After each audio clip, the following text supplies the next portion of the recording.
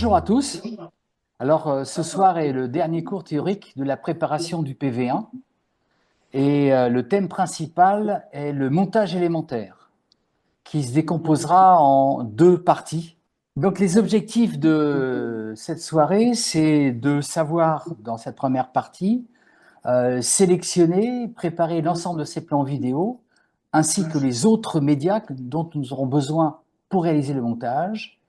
Et puis ensuite organiser ces éléments et définir un fil conducteur qui sera en fait le guide de notre montage. Donc en première partie, on va déjà parler un petit peu du matériel nécessaire, aussi de la récupération de l'ensemble de ces médias et éventuellement de la sauvegarde, de la mise en place d'un poste de montage si on fait du montage régulièrement et qu'on a envie d'avoir un endroit plutôt bien placé.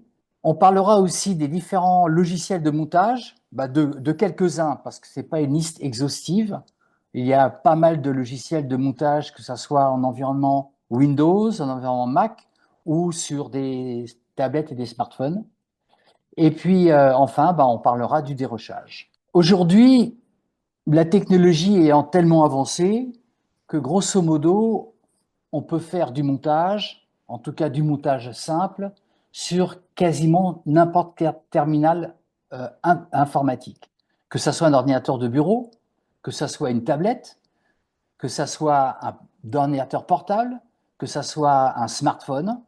En fait, on va trouver la possibilité, sur chacun de ces éléments, de récupérer les médias dont on a besoin et de les monter. La seule nécessité, c'est éventuellement de savoir dimensionner son matériel et notamment, je dirais que pour les éléments portables comme les tablettes et les smartphones, ça sera principalement une question de mémoire à mettre en place. Donc on a d'autant plus, je dirais, une gamme de logiciels qui vont tourner sur tout type d'environnement, que ce soit les environnements Windows, que ce soit les environnements Android, que ce soit les environnements iOS ou macOS. Et c'est quelque chose qui est vraiment très très intéressant à l'heure actuelle. On a aussi toute une gamme de prix sur ces différents produits. On a une gamme de prix aussi sur les différents matériels que l'on va mettre en place. En fait, il faudra que l'on privilégie bien sûr la puissance du terminal. Et bien souvent, la puissance du terminal va être définie par le type de processeur. Donc, on sera souvent sur des processeurs de dernière génération, si possible, en tout cas pour les tablettes et les smartphones.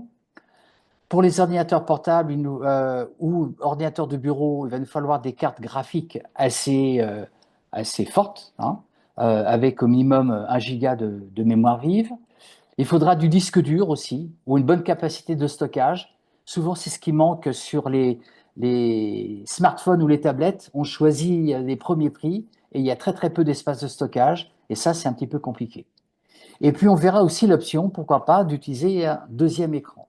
Alors, ce matériel informatique, on va choisir d'avoir du disque dur interne ou, pourquoi pas, du disque dur externe.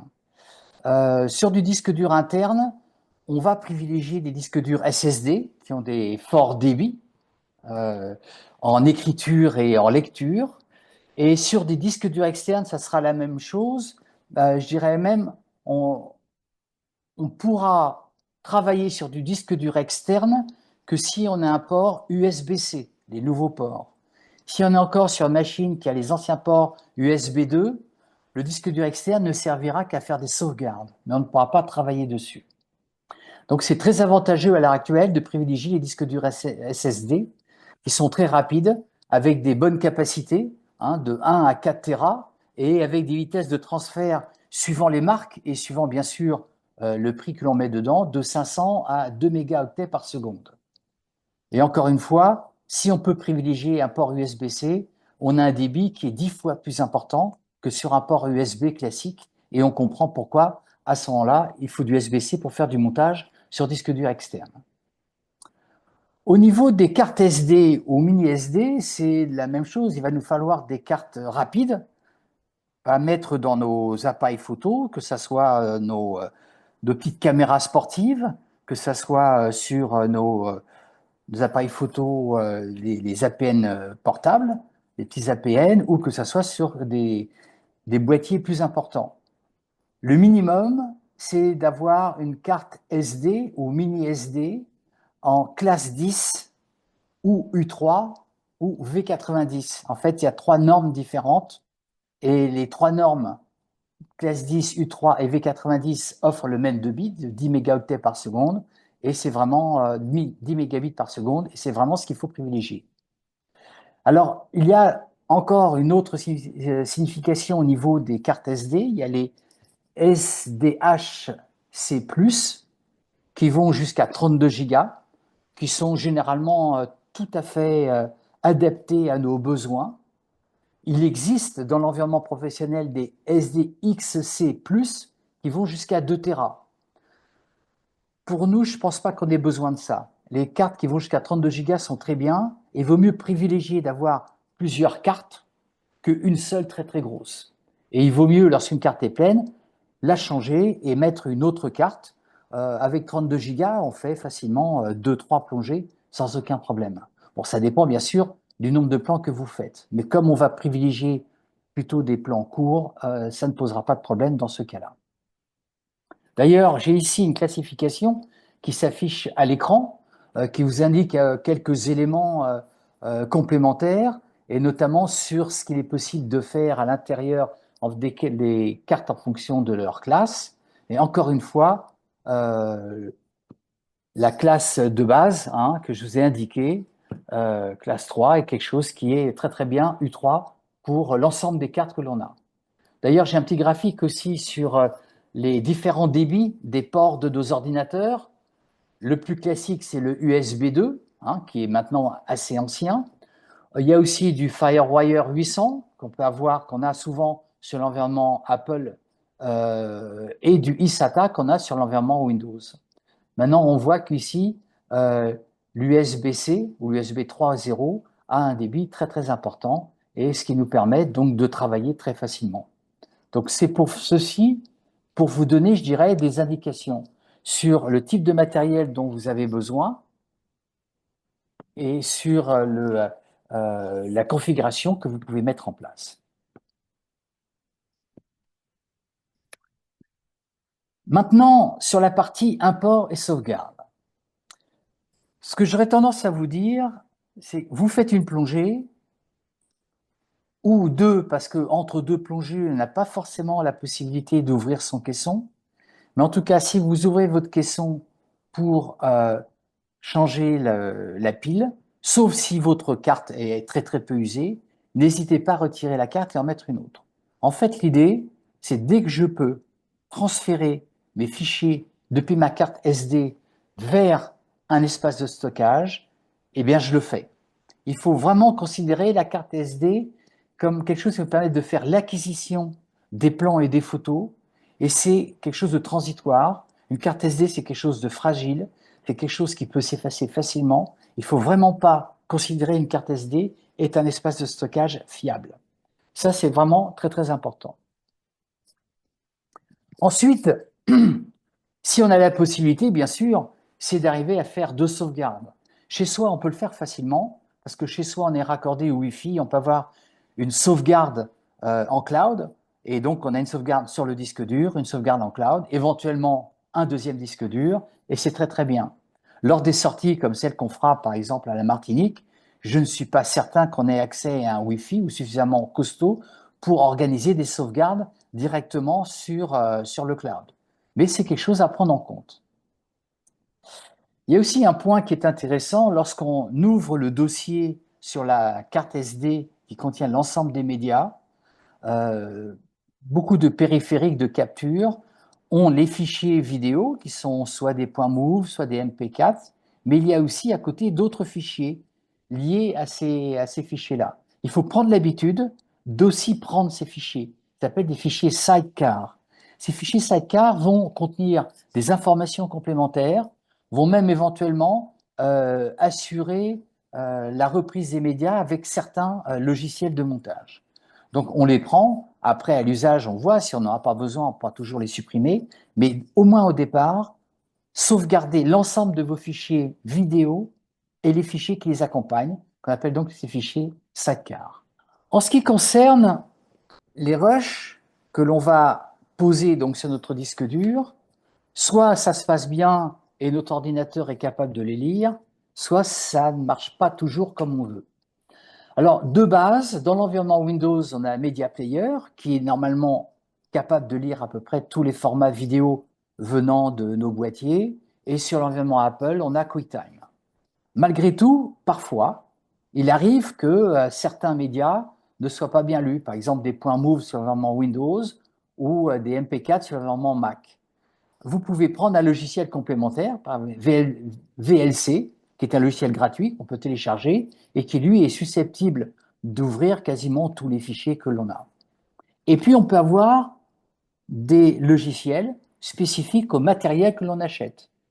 Si on achète une GoPro, on aura effectivement ce logiciel GoPro Quick qui va directement installer lorsqu'il sera installé sur notre ordinateur, va nous permettre aussi de faire certaines étapes de dérochage et de sauvegarde. Donc on a comme ceci plusieurs éléments. En fait, ce qu'il faut comprendre, la complexité de tout ceci, c'est parce que nos fichiers vidéo sont compressés dans un format et ensuite sont décompressés. On parle de codec, co pour compression, dec pour décompression. Et l'idée, en fait, ici on imagine, je prends un fichier 4K, ça fait déjà une belle image. Si j'ai 25 images par seconde en JPEG, vous imaginez la puissance de machine qu'il faut pour afficher en temps réel 25 images par seconde en pleine qualité. C'est quelque chose qui est très compliqué. Et c'est la raison pour laquelle il y a eu des codecs qui ont été fabriqués pour assurer une compression maximum du fichier vidéo, de manière à ce qu'il prenne le moins de place possible, tout en gardant le maximum de qualité. Et puis ensuite, pour le voir, il faut le décompresser. Mais il faut que cette décompression se fasse rapidement, parce qu'elle va se faire pendant le temps de lecture en temps réel sur notre ordinateur. Donc c'est quelque chose qui est complexe, et on a eu, au fur et à mesure des années, de multiples codecs. Il peut même y avoir des codecs spécifiques sur des environnements de travail professionnel. Celui que l'on va privilégier dans notre environnement, c'est le codec H264. Donc c'est celui qui est utilisé, le H264, et un codec qui a une bonne dizaine, bonne quinzaine d'années. C'est le plus répandu à l'heure actuelle et c'est celui qui est le plus lu par tous nos périphériques. Et donc c'est vraiment celui que je vous demande de privilégier pour l'instant. Alors, il y a le H265, plus puissant, qui pointe son nez, mais qui n'est pas encore lisible d'une manière complètement correcte sur tous les périphériques que l'on possède. Donc, c'est la raison pour laquelle je vous oriente plutôt vers le H264. Parlons maintenant du poste de montage. Alors, le poste de montage, quand on est, je dirais, en déplacement, comme on le sera à la Martinique ou ailleurs, lors d'un stage ou autre chose, bien souvent, c'est notre ordinateur portable. Donc, on se débrouille avec et on essaie de s'en sortir. Mais quand on rentre chez soi, bien souvent, on va passer plusieurs heures de travail à dérocher, à faire du montage, à réfléchir, à voir ce qu'on va faire. Donc, il faut vraiment essayer de s'organiser un poste de montage où on se sente bien, où on travaille d'une manière fluide. On parle d'ergonomie du poste de montage. C'est très important.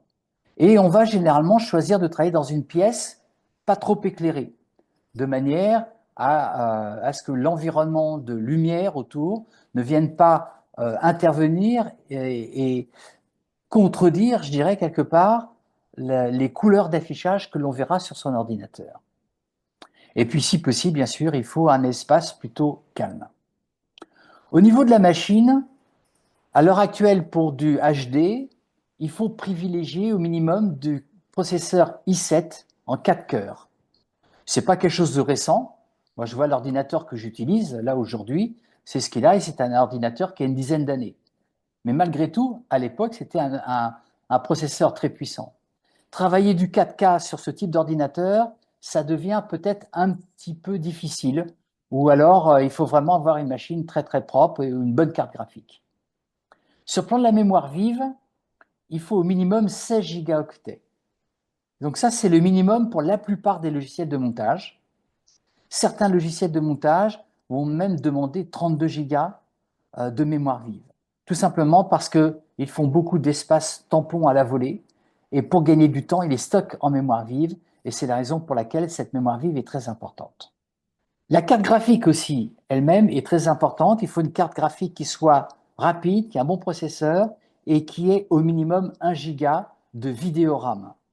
Tout simplement parce que lorsqu'on affiche, lorsqu'on lit une vidéo, eh bien, c'est la carte graphique qui est sollicitée de manière à assurer un affichage fluide et un affichage avec les bonnes couleurs. Donc, c'est la raison pour laquelle cette carte vidéo est quelque chose de primordial aussi, de très important. Encore une fois, l'idée, c'est de se monter un poste de travail où le travail sera très fluide. Il n'y aura pas de temps d'attente parce que la vidéo est très consommatrice de temps en général. Je vous ai parlé d'un deuxième écran. C'est quelque chose qui est très agréable, même sur un ordinateur portable, hein, par le port HDMI, on peut avoir un deuxième écran, un simple écran de télévision. S'il est de bonne qualité, c'est très agréable. Les écrans au minimum en résolution Full HD. Maintenant, on trouve des écrans en résolution 4K qui sont à des prix tout à fait abordables et qui sont de bonne facture. Alors, on va parler un petit peu d'espace chromatique. Je ne vais pas m'étendre très longtemps là-dedans, mais je vais dire que d'une manière générale, l'ensemble de notre environnement informatique, que ce soit un ordinateur portable, que ce soit une tablette, que ce soit un téléphone portable, que ce soit nos ordinateurs de base, ont un profil qui est le profil sRGB. Donc c'est pratique, ils ont ce profil-là, ils sont à peu près tous calés sur le même profil, donc c'est très bien. Il y a un autre profil qui est l'Adobe RVB, qui est un profil, je dirais, standard de base, même s'il a été mis en place par Adobe, c'est un profil que tout le monde utilise, qui lui est plus destiné à l'impression. Donc lorsqu'on va imprimer des documents, lorsqu'on va imprimer des affiches ou autre chose, bien souvent, on va essayer de travailler avec cet espace de travail. Nous, pour la vidéo, imprimer une vidéo, c'est pas très facile, donc l'espace sRGB sera parfait. Et puis il y a un troisième espace pour l'espace professionnel très pointu, qui est le ProRVB, qui est un espace chromatique encore plus large que les deux précédents.